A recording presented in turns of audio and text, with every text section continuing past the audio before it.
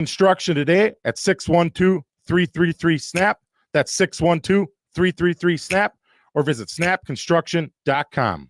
With your AM 950 weather, I'm Patrick Lilia. Showers and storms possible this afternoon with a high of 66. Then tonight, clearing with a low of 54. With one of the most extensive menus in the Twin Cities, the Great Wall Restaurant has served up Sichuan and Mandarin favorites for almost 45 years. The Great Wall is on France Avenue along the Minneapolis-Edina City line near 50th and France. Place a takeout order today at greatwallrestaurant.us. Portions of the following program may be pre-recorded.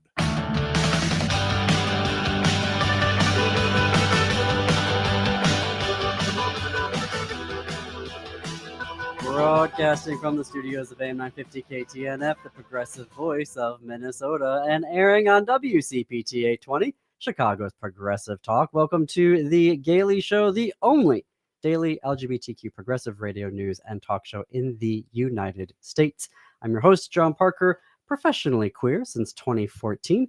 In studio with me today is my executive producer, Jim Pounds. I'd like to dedicate this episode to Harvey Milk. Yes, we're going to be talking about Harvey. I know you are. Today. And briefly, you and Patrick were at Patrick is in the control room today. You were both at Golden Valley Pride on Saturday. Lord. Yeah, it was an experience. I have great respect for what you do. I have more respect for what you do than I did before, and I appreciate how many different things are coming at you, and that you have to somehow have a steely nerve. Sure. And I was. We're gonna get a completely unbiased opinion now, just between you and I, Patrick. How did Jim do? Oh God, he did well.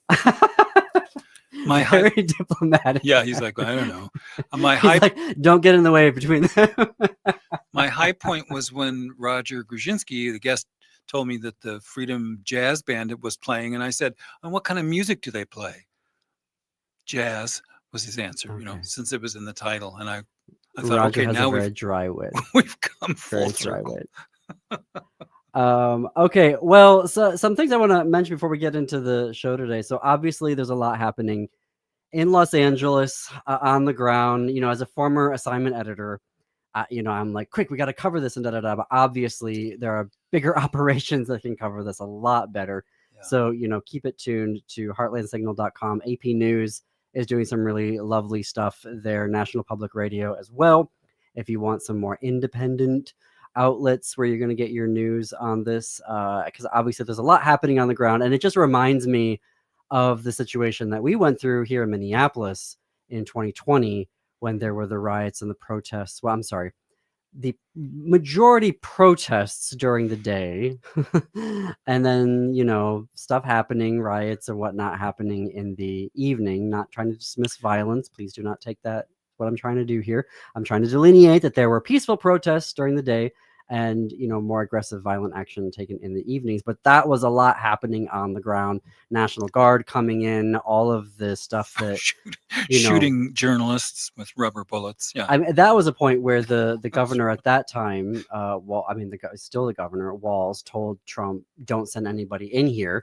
Right. Obviously, this time around, he is ignoring Newsom and sending in the National Guard. But anyway, I just want to acknowledge that and say there are some very good folks doing some on-the-ground reporting, particularly through the AP News and NPR. So I would, tune into those. Briefly about. Let's just say that everybody should be very careful out there. Don't take anything for granted. I wanted to mention. Milk is very important to bring with you if you're going to a protest, depending on how the guard and the cops decide to respond with pepper spray or whatnot. Expect Milk the worst. Is much better for your eyes than water. John's giving me the sort of intro to the Musk contracts, only because Trump, threatened those, and Musk was doing his usual bullying thing back and forth. Two childish boys fighting with each other. It was gross.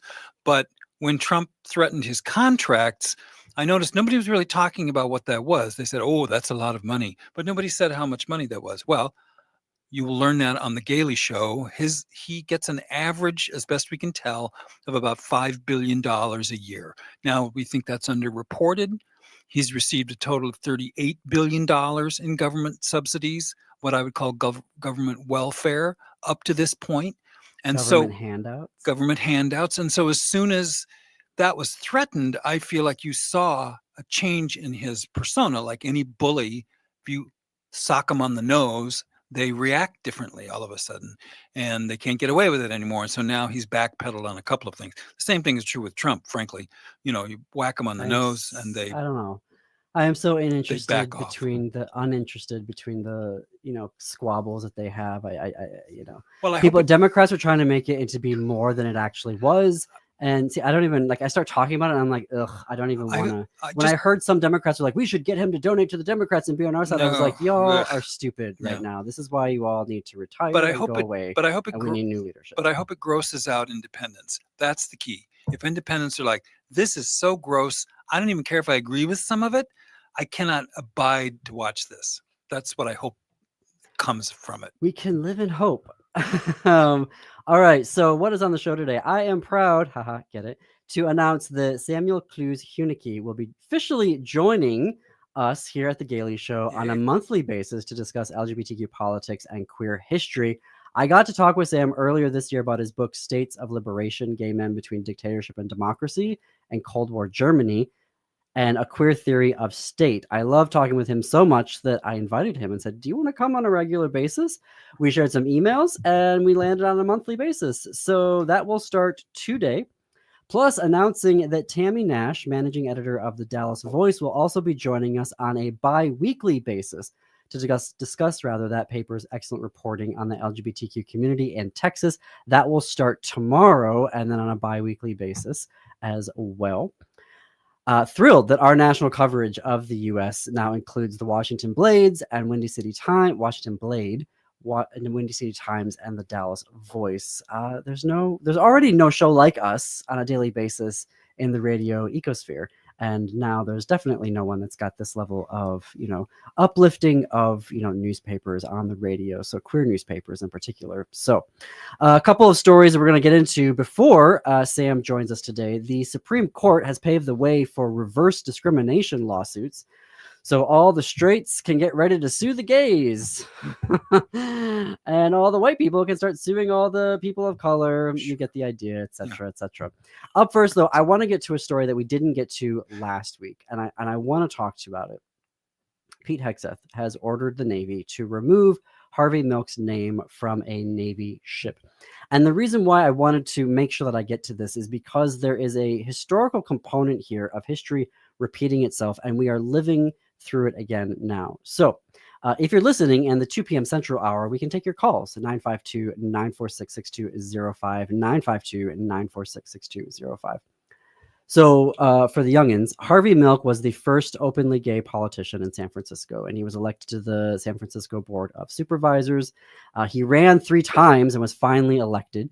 And once he got there, he immediately tried to get a ban on discrimination against LGBTQ people.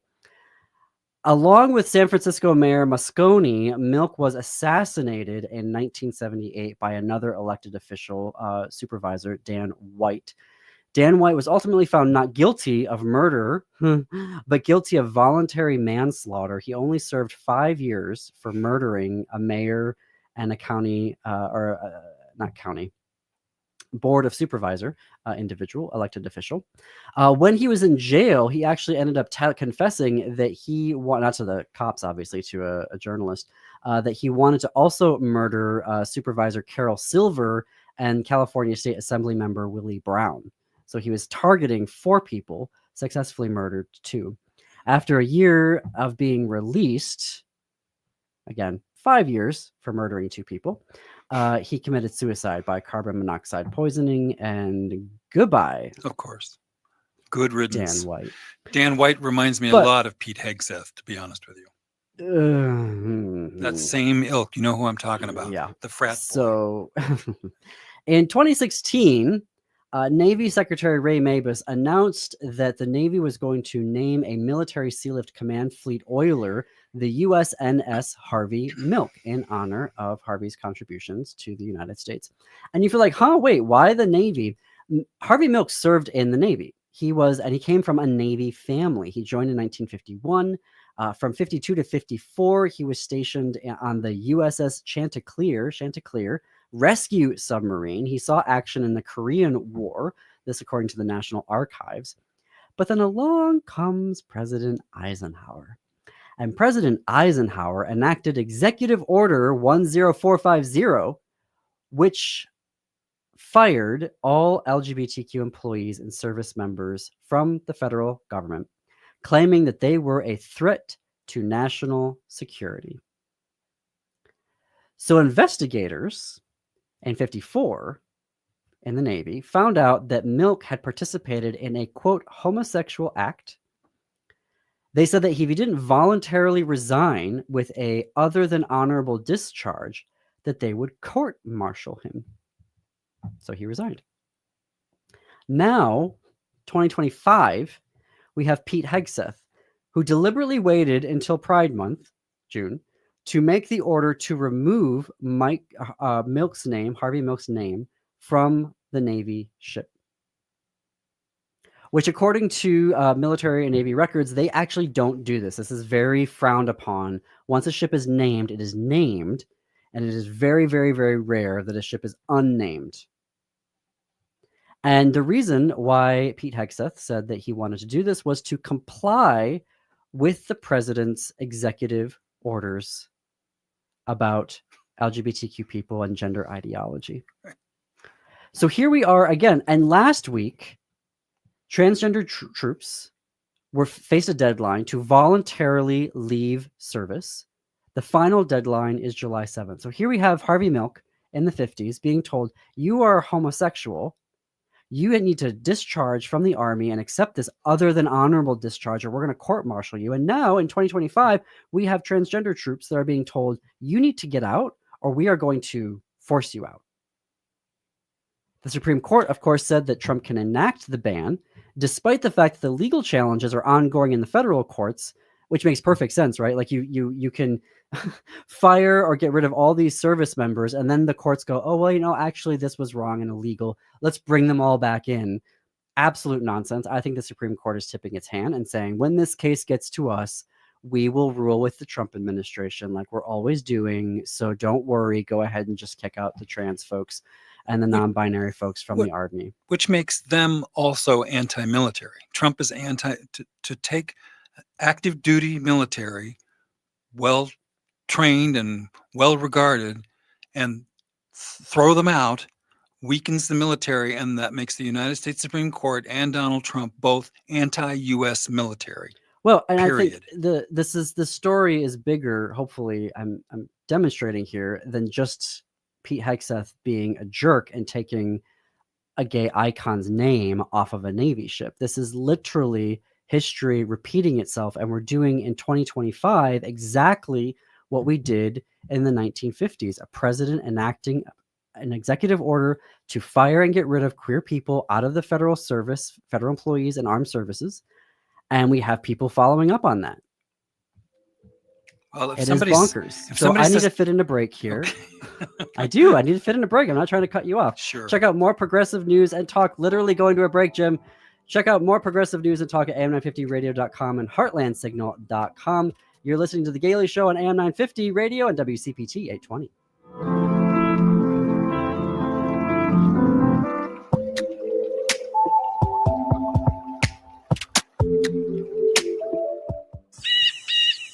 Your time is precious. Why are you still mowing your own lawn? I'm Alex Knorr, a young, hardworking entrepreneur serving the Southwest Metro with affordable lawn care. At Buzzcut Mowing, I offer weekly mowing, leaf cleanups, aeration, dethatching, tree trimming, and mulch installation. I work hard so you can relax and enjoy time with family and friends. Call today and I'll handle the rest. Visit buzzcutmowingmn.com. That's buzzcutmowingmn.com. This is Chad, owner of AM950. I want to tell you about a better, more environmentally friendly way to care for your lawn with Natural Lawn. Natural Lawn has been treating Minnesota lawns for more than 20 years with organic-based natural products that feed the soil without unnecessary chemicals. That means an envy-worthy, healthier lawn that's safer for your family and your furry friends. Natural Lawn has no contracts and is 100% satisfaction guaranteed. So let Natural Lawn handle your lawn care so you can enjoy your lawn. More at naturallawn.com. Chanhassen Dinner Theaters brings you its most popular show of all time, Grease. You'll hear all your favorite hits from the Broadway musical and the movie. Join the whole gang at Rydell High. We'll sing, we'll chance, we'll bring you back to high school life in the 50s. Poodle skirts, bobby socks, the soda shop, and drive-in movies. Grease, it'll rock your socks off. Order your tickets today. Visit chanhassendt.com. Your Twin Cities Metro Public Libraries are committed to providing quality services, resources, and programs to the LGBTQ plus community. Check out the Metro Pride book list, including ebooks and e-audio for kids, teens, and adults at melsa.org/pride-booklist. That's melsa.org/pride-booklist. You'll find titles specific to different identities, including aromantic, asexual, bi+, gay, genderqueer, intersex, lesbian, queer families, transgender, and two-spirit. Stop by Melsa's tent at Twin Cities Pride to share your own reading recommendations. Check out those contributed by other festival attendees, pick up buttons and bookmarks, and find out more about your Twin Cities Metro Public Libraries. Don't have a library card? Staff at the tent can help you with that. There will be librarians from the Metro Public Library systems who are happy to provide book recommendations and other info on how to get the most from your library card. Boldly challenging ableism is here to go where some people won't. I'm Katrina Simons, and every week I'm digging into the real impact of ableism, breaking down myths, calling out barriers, and pushing for a world where disabled people belong in every space. With my work at the University of Minnesota's Institute on Community Integration and a lifetime of lived experience, I'm diving into everything from employment and housing to justice and culture. And yeah, I bring some humor and heart along the way. Catch us Sundays at 2 p.m. right here on AM 950, or listen anytime by finding Boldly Challenging Ableism on YouTube or your favorite podcast app.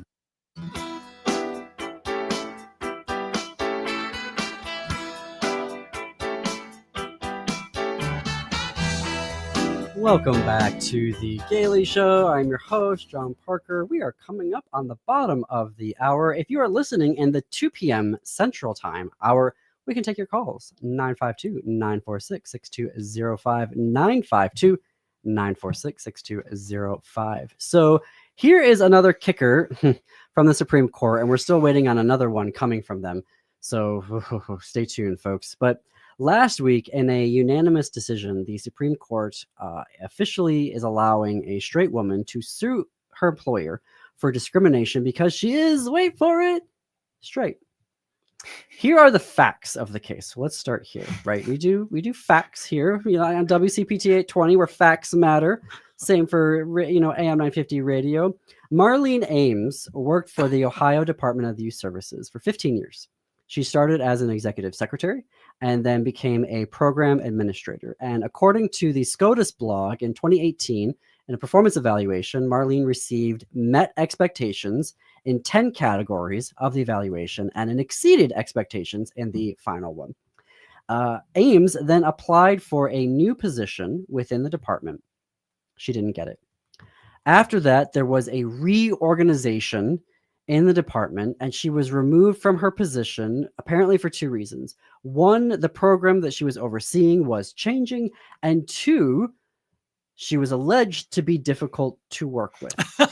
I'm just going to say alleged. We weren't there. We don't know the facts of the case. That doesn't surprise me at all. So she was reassigned and went back to being an executive secretary, and an executive secretary makes half the pay of a program administrator. But she didn't lose her job.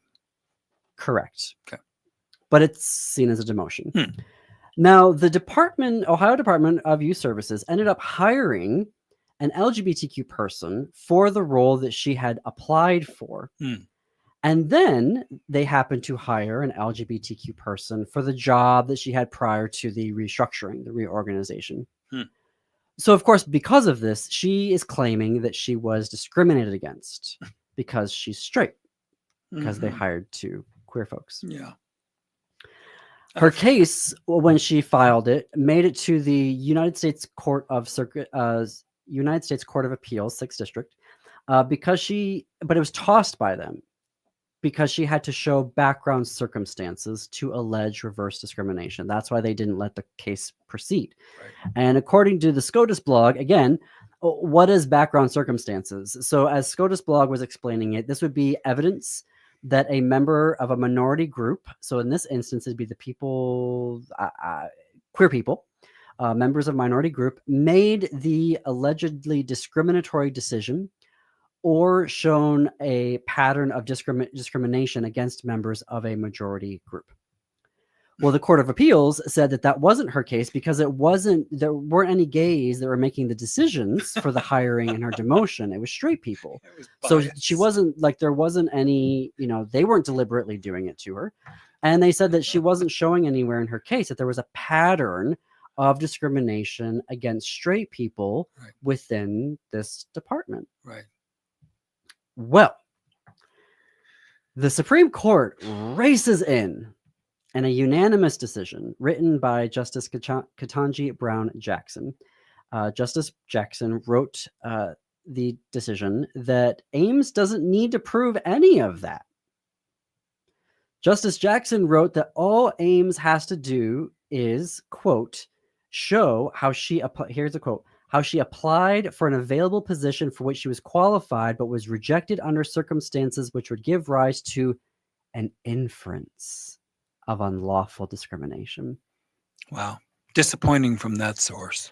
So there were some headlines that I did not appreciate from like the Star Tribune here in Minneapolis that made it sound like she had won her case. She did not, Marlene Ames did not win her case.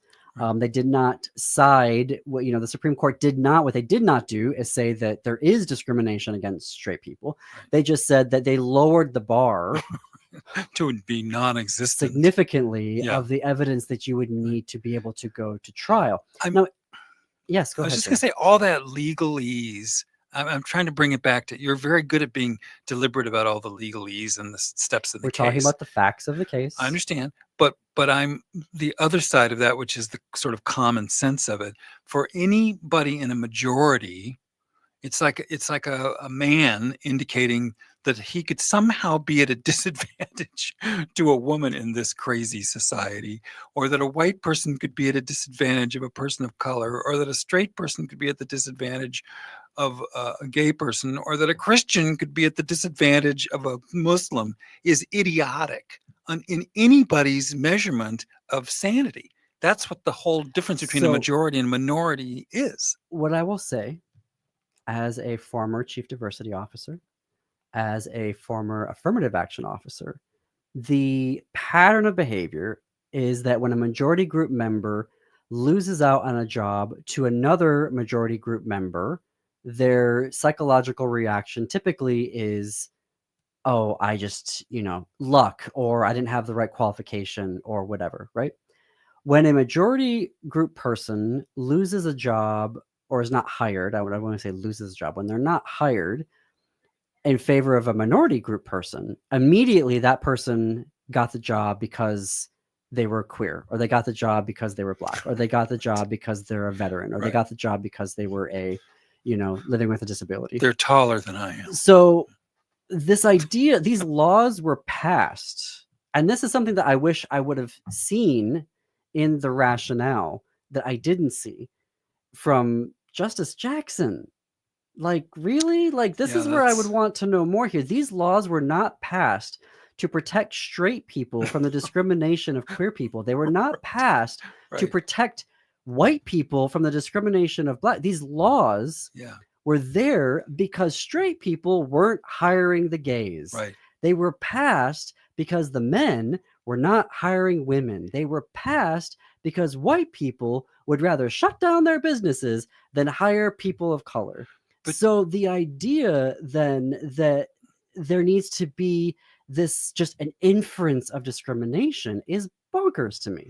Didn't you say it was a unanimous decision? Because that means all of the other reasonably sane people on the Supreme Court suddenly lost their what.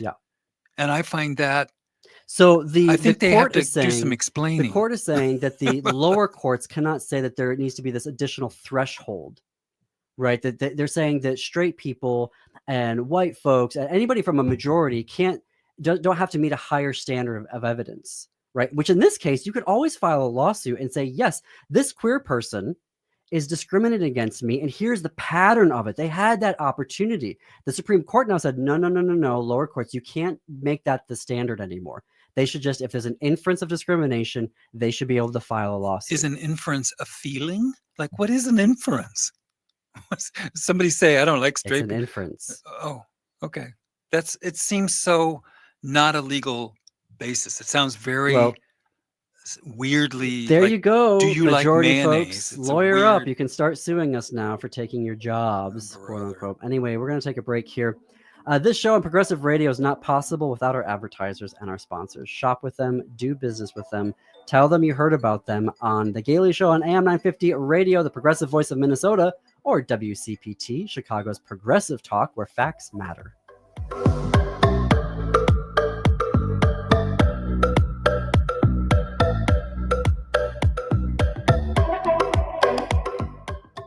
Hello, Minnesota. This is Stephanie Miller. Make sure to start your day on.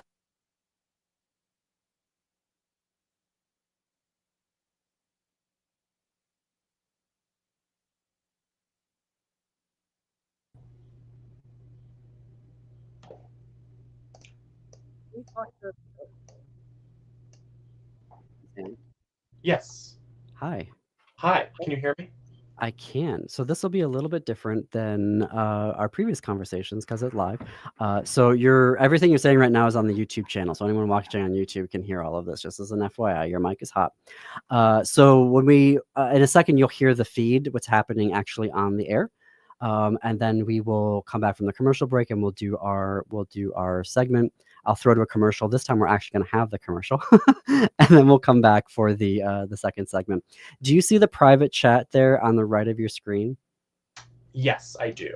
Okay, in there I will put time cues so you know how much time we have left in the break. So it's not just a surprise. Hey, we're back. Okay, and it's half an hour. I just wanted to say Yes. Hi. This is Jim, my executive producer. hi. I'm sorry I interrupted you. Go ahead. No. That I had my question answered. It's nice to meet you. Nice to meet you. Yes, and it is a half hour. So really happy that you're here. Yes, Yeah. thank you for being here. I was expecting a grizzled old academic, and you're not that at all. No, not So- yet. Okay. Well, That's the dream. This is right? your future. So Okay. Well, we're gonna switch back over to the feed right now. Okay. Perfect. Minnesota's second largest festival after the state fair. It all kicks off Friday, June 27th with Youth Night from 4 to 8. Then the full festival takes over Saturday, June 28th from 10 to 7 and June 29th from 10 to 6. With over 650 vendors, 3 entertainment stages, an expanded youth hideaway featuring the Rainbow Stage, and a brand new bull ride challenge, there's something for everyone at Twin Cities Pride. Explore 4 food courts with 46 vendors, 2 lively beer gardens, and the powerful history pavilion honoring Jean Nicholas Tretter's legacy. Plus, look for special stickers identifying BIPOC and queer-owned vendors, and don't miss the Rainbow Wardrobe, offering free gender-affirming clothing and resources. Getting to Pride is easy with free Metro Transit ride passes, and we'll be broadcasting live all weekend from the AM 950 tent. So let's celebrate, support, and show our pride together at Twin Cities Pride 2025. With your AM 950 weather, I'm Patrick Lilia. Showers and storms possible this afternoon with a high of 66. Then tonight, clearing with a low of 54. With one of the most extensive menus in the Twin Cities, the Great Wall Restaurant has served up Sichuan and Mandarin favorites for almost 45 years. The Great Wall is on France Avenue along the Minneapolis-Edina City line near 50th and France. Place a takeout order today at greatwallrestaurant.us. You're listening to AM 950, the progressive voice of Minnesota.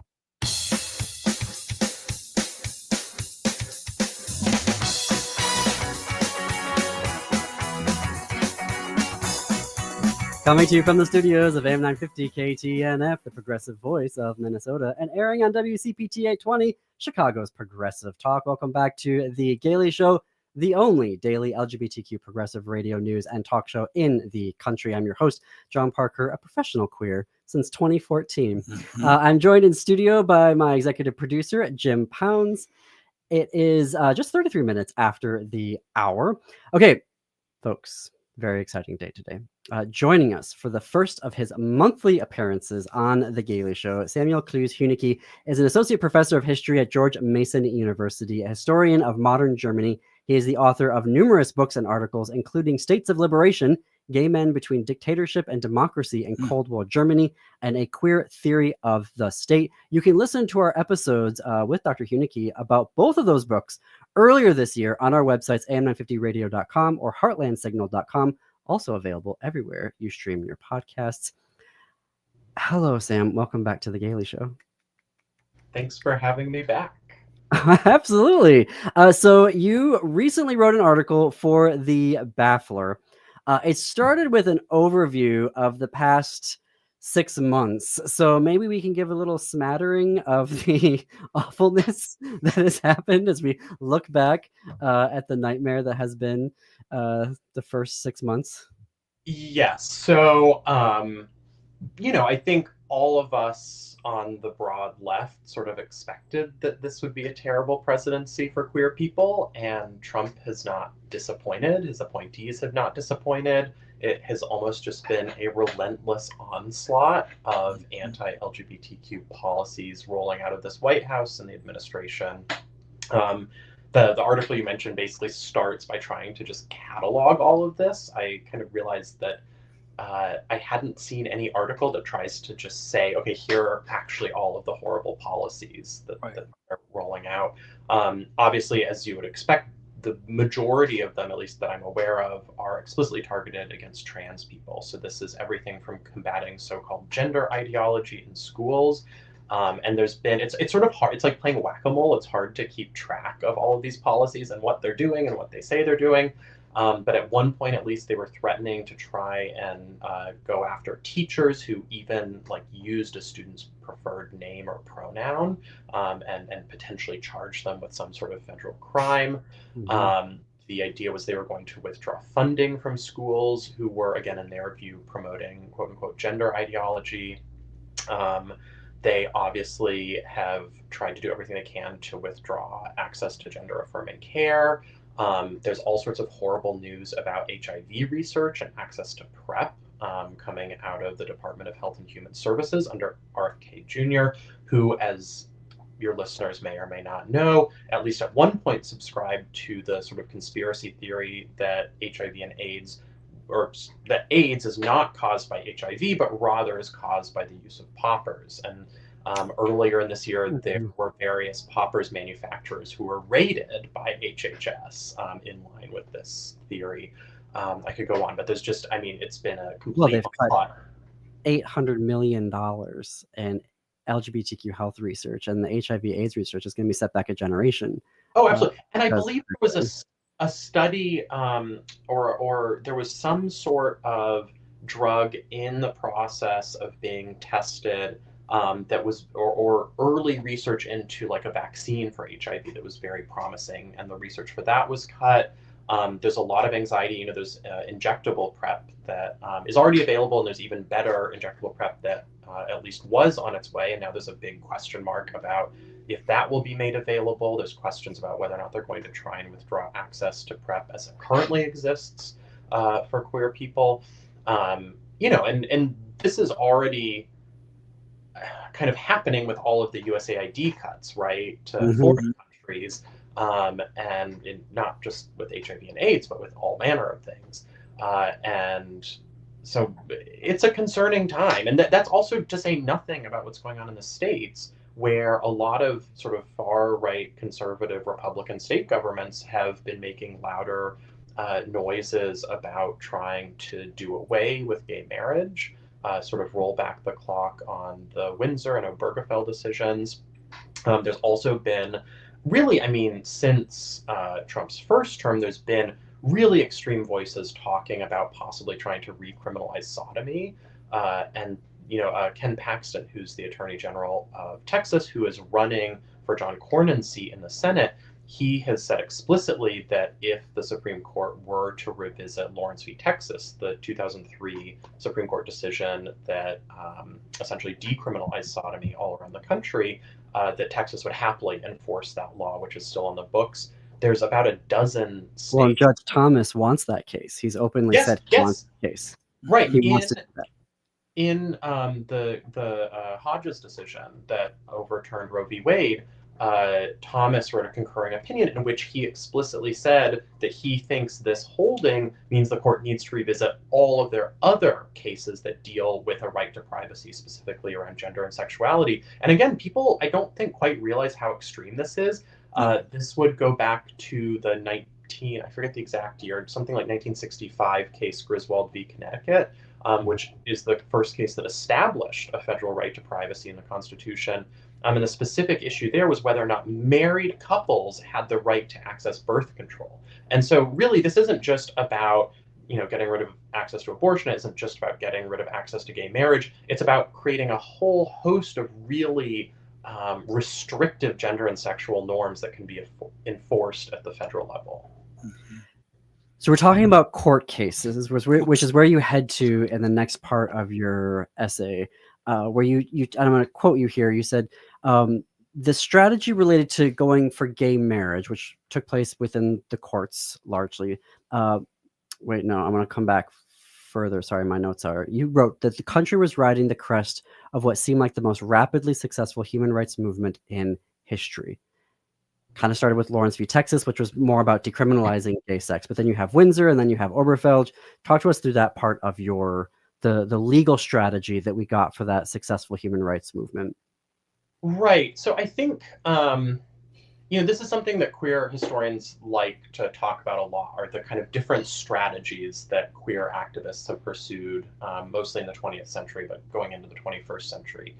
And there's this sort of split between the idea that there was a kind of radical moment post-Stonewall of activists who weren't interested in simply accessing rights, but were interested in kind of deconstructing norms, deconstructing institutions. And so, for instance, gay marriage is a really good example of this, where you have activists post-Stonewall in the 70s and 80s and even the 90s who are saying we should be questioning the family as a basic social unit. We should be trying to deconstruct the family as the sort of de facto way that we organize our society. And that also I want to caveat that by saying that doesn't mean queer activists or queer theorists were saying you can't start a family, you can't be part of a family, right? It's saying that the government privileges this one very specific type of human relationship, and maybe that isn't the only type of relationship that should be privileged by the state or by the government. So you have this much more radical vision that this is also linked up with, for instance, like prison abolition and various other kind of related movements that kind of try to reimagine society. Then really starting out of the kind of AIDS epidemic and in the 90s, you get this more centrist conservative vision of gay and lesbian rights. Really, Andrew Sullivan is kind of the key intellectual here. And these people start advocating for marriage. And it's sort of this like double whammy. On the one hand, it's a way of taking kind of the most conservative institution and saying we queer people want these rights, and with the theory that if we get these rights, it'll be very hard to discriminate against us in other areas of life. And that's the sort of progressive side of it. But people like Andrew Sullivan said, well, if we give queer people rights and recognition, then they won't want all of these other more radical things that they're talking about. And it's a way of kind of enclosing the queer movement or depriving it of its kind of revolutionary zeal, if you will. And in large part, that theory was kind of a success. That's what happened. You essentially have a movement that became incredibly professionalized, very rich, very in resources, right? If you think about HRC, the Human Rights Campaign, GLAAD, all of these organizations are now incredibly well funded, and they can draw on really deep pockets, which in some senses is a success. That's something in part to be welcomed. But they really prioritize a kind of politics of respectability and of working through the courts and of getting access to these kinds of limited rights. And so that's why they privilege marriage, they privilege access to the military, because these are two of the kind of key hallmarks of citizenship in the US. And Lisa Dugan, who's a famous queer theorist, she coined the term homonormativity to sort of characterize this kind of politics. And she has this great line about how people, activists, politicians who buy into this, they want to go home and cook dinner forever. That's the sort of vision of politics that they have, that once we have the right to sort of be ourselves in private, we don't need anything else. And what I'm essentially arguing in this essay, what I've argued elsewhere, what a lot of my colleagues have also argued elsewhere, is that this, in the long term, was a failing strategy. It was a very short-sighted strategy. And what I try to get at here is the kind of politics of why it was short-sighted. And I think namely made these gains quite shallow, or at least look quite shallow, that essentially we were convincing elite judges to change their minds about this issue. And in some sense, these are people who were already more likely to be willing to agree with us. And I think, to their credit, the lawyers who argued these cases found cases that were likely to appeal to these judges. And so with the Windsor decision, Edith Windsor, whose name is on the decision, the key issue there was the inheritance tax, and that she was saying that she shouldn't have to pay tax on the money coming to her from her wife who had just died. And so if you have a kind of conservative Supreme Court, they're obviously going to be more sympathetic to a rich widow than to some other kind of queer subject or queer citizen. And I think a lot of queer activists might say, well, nothing about Edie Windsor. I mean, she is great, but maybe one of the problems in this country is that we aren't taking a bigger chunk of people's inheritances, and we're allowing this kind of wealth inequality to be passed down generation to generation. And maybe we shouldn't be trying. Is that an LGBTQ rights case or an anti-tax case? Right, exactly. And so I'm kind of meandering, but the point is that by creating these sort of strategic alliances, we did get access to these rights, but it was a very shallow kind of access and a very kind of shallow acceptance that we won. And I think that's why it's been quite easy for courts and public opinion and politicians to kind of turn on a dime, especially when it comes to trans rights, and just start vilifying queer people in really shocking ways. And I think a lot of people were shocked when Gavin Newsom came out on this, podcast he started and just said, yeah, trans people shouldn't compete in sports. The Republicans are right on this. And it just completely throwing trans people under the bus. And I think that fun fact on that one, actually, I just learned this today. There's the Hollywood Reporter came out with some very interesting that his ex-wife, Fox News star, formerly dated Don Jr., was the one, Kimberly Guilfoyle, got Steve Bannon and Charlie Kirk to convince them to go on his podcast. This is all orchestrated behind the scenes to do this hard right pivot. This is not him just waking up one day. He's courting. He is actively courting MAGA, and he went on the first day and went after trans folks. This is orchestrated. Yeah. And, we can talk all day about Gavin Newsom. I used to live in California. I never particularly liked or trusted him. I mean, this is not the first time that he's run by saying one thing and then done something very different as governor. I think voters have come to kind of expect that from Newsom. And my one kind of hope or silver lining is I do not think he will ever be president. And so that gives me some joy and solace. Can we go into the break on that thought? Because I have to fit in a very quick break here. We're going to have more with Dr. Samuel Clowes Huneke, Associate Professor of History at George Mason University. Stay tuned. More to come. You are listening to The Gailey Show on AM 950 KTNF, the progressive voice of Minnesota, and WCPT 820, Chicago's progressive talk, where facts matter.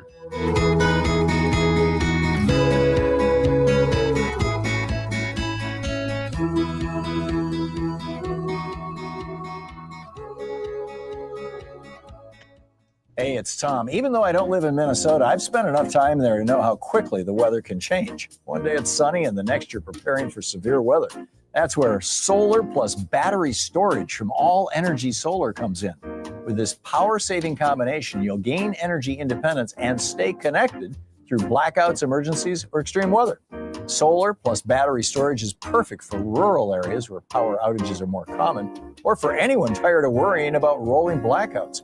And with plenty of incentives still available, All Energy Solar will work with you to make sure you get the most savings possible. For over 15 years, All Energy Solar has been a trusted partner in helping Minnesotans move to affordable, renewable energy. They offer the best battery technology and their own licensed electricians and contractors to ensure top quality installation. So stop paying the utility company and start generating and saving your own power. Get a free consultation today at allenergysolar.com. The Council on LGBTQIA2S+ Minnesotans is conducting a community needs survey. Data from the survey will be used to make recommendations to improve LGBTQ people's health and well-being in Minnesota. The May 31st deadline has been extended through June. So as we celebrate Pride Month, make sure you take advantage of this extraordinary opportunity to tell our stories. The survey is confidential, and you can fill it out online at mnqt.info/survey. Hastings, get ready to celebrate love and community. Hastings Pride returns at 11 a.m. Friday, June 14th at Levy Park, and everyone's invited. Enjoy live music, drag performances, food trucks, local vendors, and family activities, all by the river in beautiful downtown Hastings. Let's come together to uplift every color of the rainbow. Hastings Pride on June 14th at Levy Park. All are welcome, all belong. Details at ideaorganization.org or on Facebook and Instagram. This June, Twin Cities Gay Men's Chorus serves Diva Worship for their Leading Ladies Divas of Broadway Pride concert. Feel the heat, the passion, the undeniable power of music that sets your soul on fire. From the sultry seduction of Bring On the Men, to the soul-stirring wisdom of Children Will Listen, to the joyous, rebellious charm of Do Re Mi. With dazzling harmonies, show-stopping flair, and a touch or more of jazz hands, the Twin Cities Gay Men's Chorus will take you on a thrilling, emotional, and downright life-changing musical journey. It's the electric energy of 180 voices, bold, unapologetic, and dripping with Broadway brilliance. This isn't just a concert, it's a celebration of pride, power, and the irresistible magic of Broadway. The dates are June 21st and 22nd at the Ordway. Tickets start at $28. Get yours today at tcgmc.org. That's tcgmc.org. It's entertainment worth coming out for.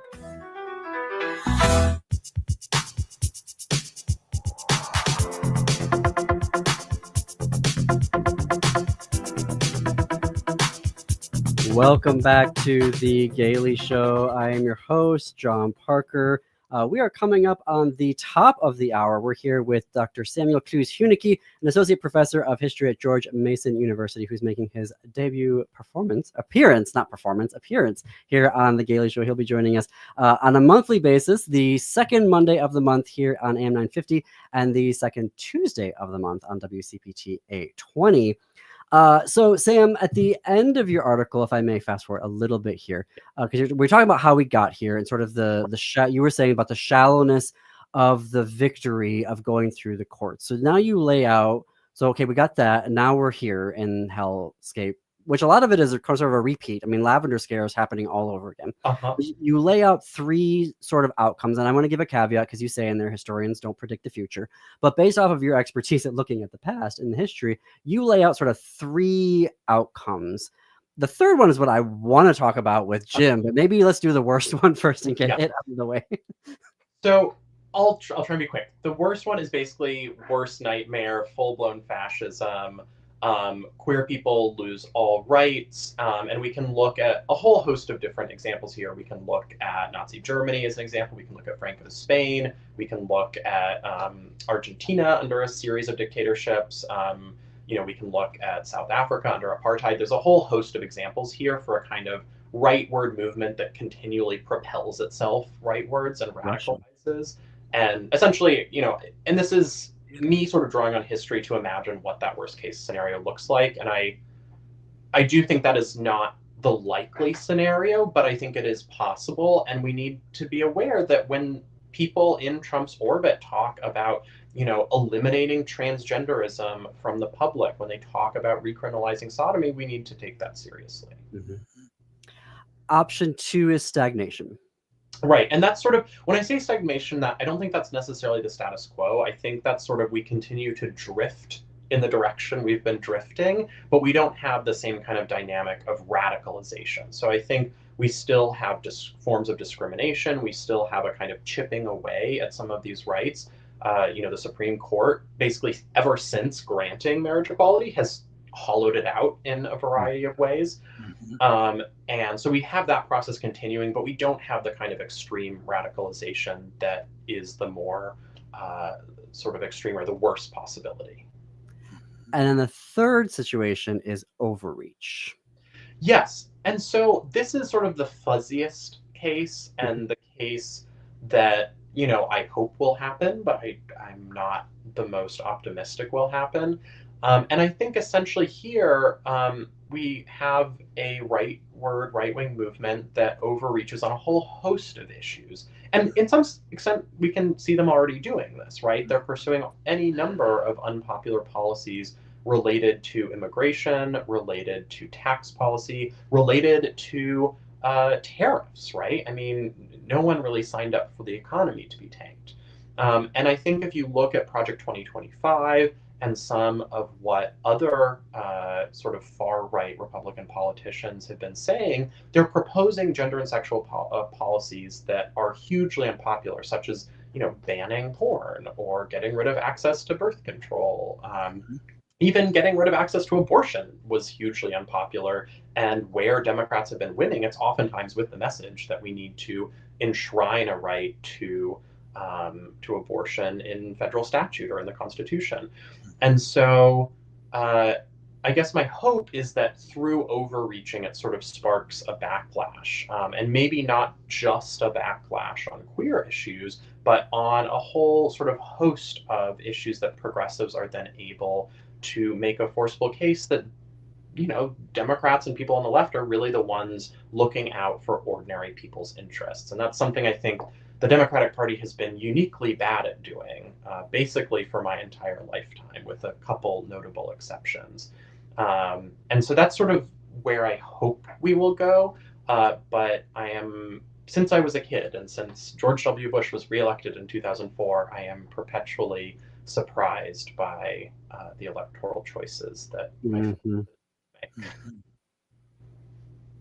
I'm sort of hoping that people get radicalized. I mean, I think LGBT people, if they don't start getting angry beyond their ability to recognize their own anger, it's going to surprise me, because if anything that you're describing is even likely, and I think it is, we better kind of reorient ourselves a little bit and think about, first of all, not resenting each other, but getting all the rainbow colors together and solidly so, and get radicalized. And, you know, we can create our own companies. We can hire our own people. If we want to get that separatist about it, we could.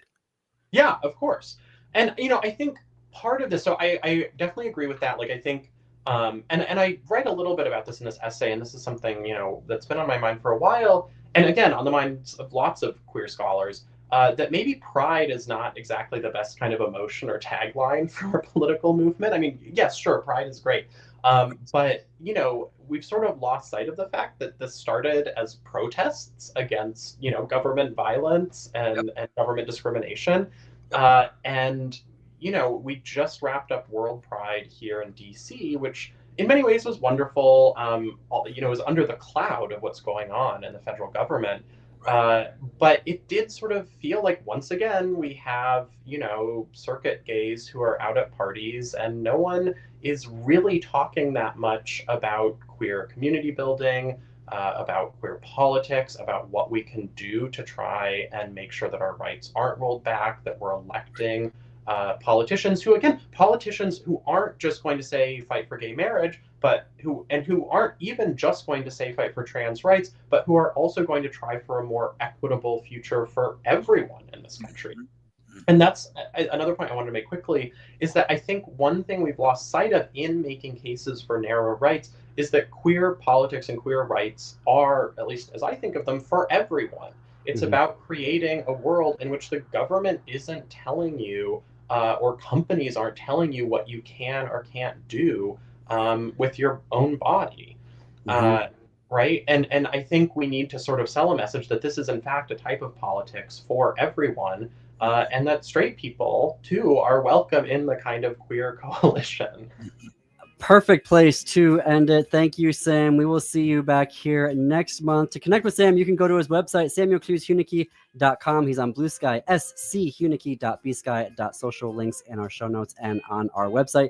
Up next on WCPT 820 is Choose Views with Richard Chu on AM 950. It's the Matt McNeil Show. Stay tuned after that for the Native Roots Radio, rather. And until tomorrow, keep it queer, America. Keep it queer.